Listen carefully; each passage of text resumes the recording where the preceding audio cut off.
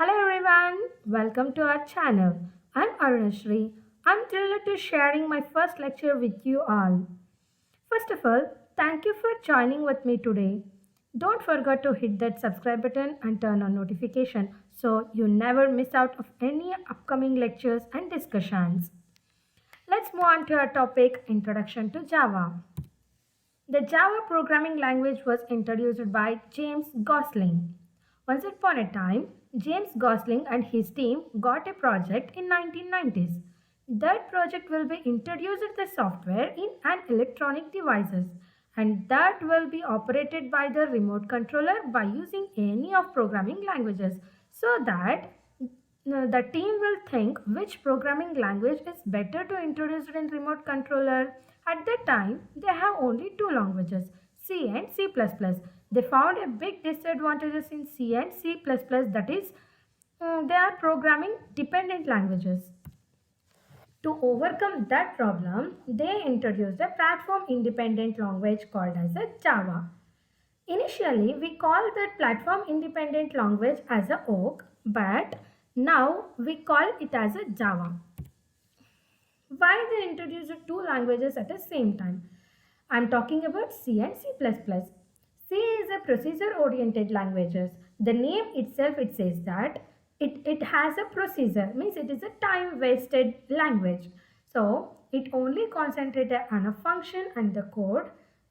And so that the program complexity will be increases. It only concentrated on a task. When we added class in a C language, then all the functions and all the code will be stored in a single class so that time and the function modified into a single class and task performed by the computer will be decreased. So this is an example how we added the class in a C language.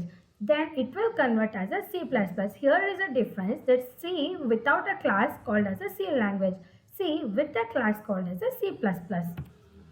In Java, we can store all the functions in one class and Java is a mainly based on object-oriented language and mainly Java contains objects and classes. Here is an example, that is a file which is based on C and C++. If it compile, it will give the output in the form of dot object file and zeros and ones because it will convert the normal code into zeros and ones and then it will execute and give the output. But it is a platform dependent, so it won't run in any other platforms. Java file will compile and it will give the output in the form of bytecode, that too dot class file. Bytecode is nothing but it is a platform independent language, mean independent code. We can run that code in any other platform. So, and it will execute with the help of JVM. JVM is nothing but Java Virtual Machine. Virtually we can run the code in any other different platform and it will give the output.